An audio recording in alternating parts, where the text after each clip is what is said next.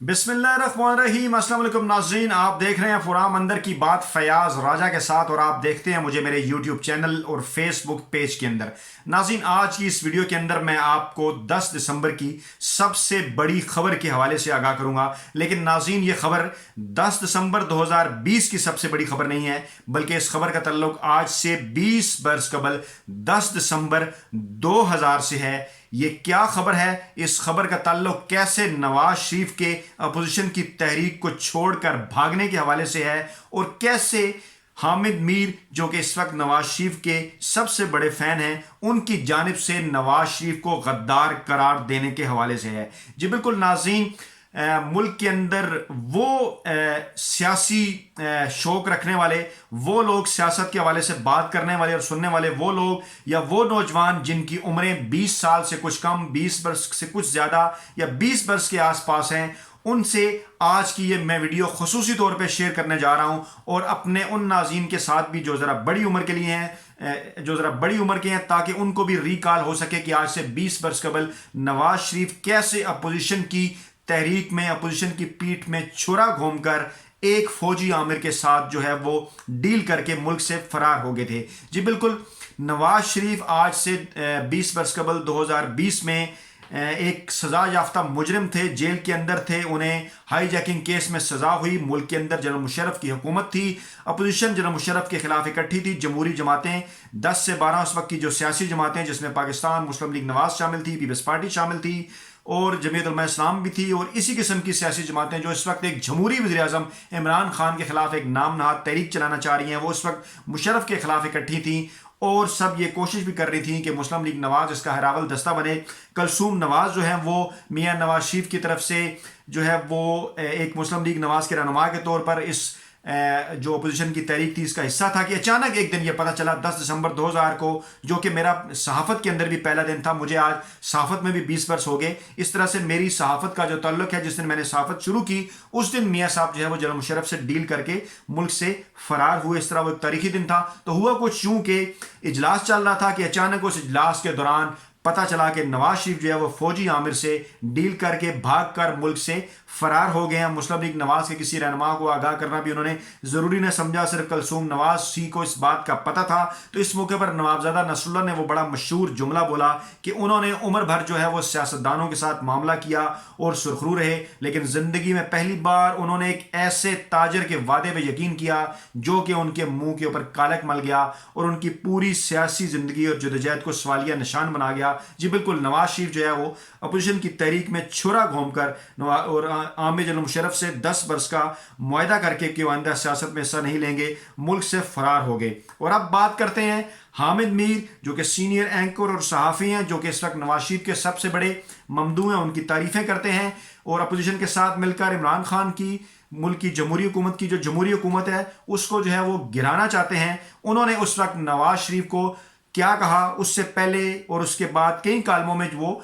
General Musharraf को पाकिस्तानी कौम का मसीहा, मुजाहिद अव्वल, सबसे बड़ा मुजाहिद, सियासतदानों से बड़ा सियासतदान और पता नहीं क्या कुछ लिखते रहे और नवाज शरीफ को वो गद्दार करार देते रहे, जो इन्हीं वीडियोस में माजी में हमने जो हामिद मीर यूटर्न सीरीज की उनके अंदर हम सबूत पेश कर चुके हैं। आज हम कुछ ऐसे कालम पेश कर रहे हैं जो कि उन्होंने नवाज शरीफ की सजा के बाद और उनके इस मुल्क से फरार होने के बाद लिखे। हामिद मीर 20 नवंबर 1999 को फरमाते हैं कि वाजपेयी और गुजराल नवाज शरीफ की मुतवक्का फांसी के खिलाफ शोर मचाकर सिर्फ जनरल परवेज मुशर्रफ को बदनाम करना चाहते हैं। फांसी देने या ना देने का फैसला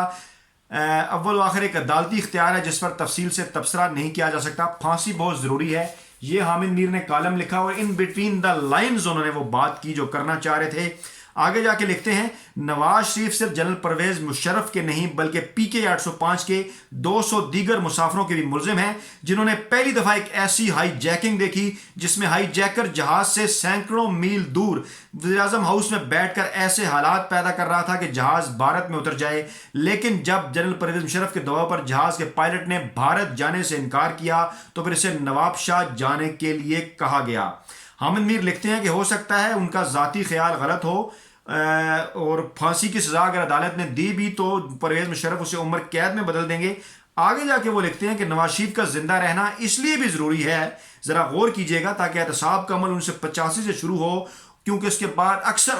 آنے والے مالیاتی اسکینڈل، جن میں ISI funds case, cooperative scandal, plot scandal, Mehran bank scandal, Raiwind farm scandal, Park Lane flat scandal, جی ناظرین پارک لین فلیٹ اسکینڈل کا 1999 میں حامد میر نے ذکر کیا، اور ہیرا پھیری کا غبن اور ہیرا پھیری کا سراغ لگانے کے لیے نواز شریف کا زندہ رہنا ضروری ہے۔ پاکستان کے عوام کو نواز شریف کی نہیں بلکہ اس نظام کی پھانسی چاہیے، یعنی جمہوری نظام کو اور سیاسی نظام کو پھانسی دینے کی بات کر رہے ہیں حامد میر صاحب، جو اس وقت سب سے بڑے چیمپئن بنتے ہیں جمہوریت کے۔ فرماتے ہیں جس ایسے نظام کی پھانسی چاہیے جس نے نواز شریف کو پیدا کیا، نظام کو پھانسی نہ لگی تو نواز شریف دوبارہ پیدا ہوگا، اس لیے نظام کی پھانسی ضروری ہے۔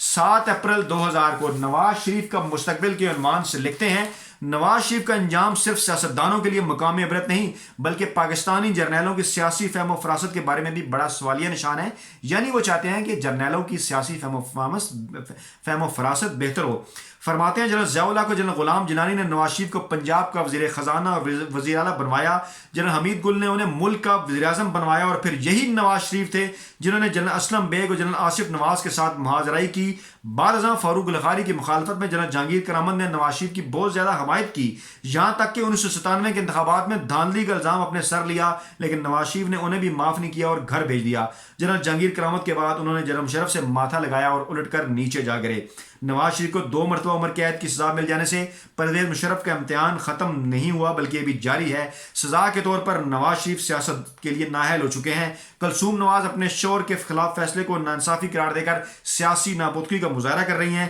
کیونکہ ان کے شوہر ماضی میں جج رحمت حسین جعفری پر اعتماد کا اظہار کر چکے ہیں۔ رحمت حسین جعفری نے نواز شریف کو نااہل قرار دیا تھا۔ نواز شریف خصوصی عدالت کی سزا کے خلاف ہائی کورٹ اور سپریم کورٹ جائیں گے، اور لیکن اس دوران ان کے خلاف کئی اور مقدمات بھی درج ہو جائیں گے۔ ان کا مستقبل اب کورٹ اور کچہریاں ہیں، سیاست میں واپسی مشکل ہے۔ ایک اور حامد میر صاحب آگے ایک اور نہرو کے نام سے لکھتے ہیں، یہ ان کا کالم چھپتا ہے جناب 13 جون 2000 کو۔ فرماتے ہیں سابق اعظم نواز شریف نے الزام لگایا کہ GHQ کا لکھا ہوا فیصلہ نیب کے پروسیکیوٹر جنرل فاروق آدم کی جیب میں ہے، جو کہ آج کل حامد میر بھی الزامات لگا رہے ہیں۔ اس وقت وہ کیا فرماتے تھے، اور جب اس فیصلے کے تحت انہیں 14 سال قید کے علاوہ 21 سال نیلی کی سزا دی جائے گی، ان کا کہنا تھا کہ عدالت میں پہلے سے لکھے ہوئے فیصلے کا محض رسمی اعلان کیا جائے گا۔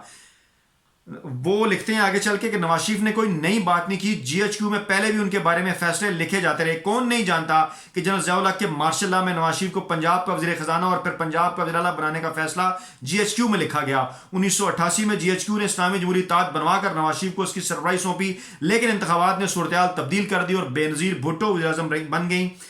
بعد میں ان کی حکومت صرف 2 سال کے اندر توڑ دی گئی۔ دوبارہ انتخابات ہوئے، انتخابات میں بھی ایک رسمی کارروائی ہوئی،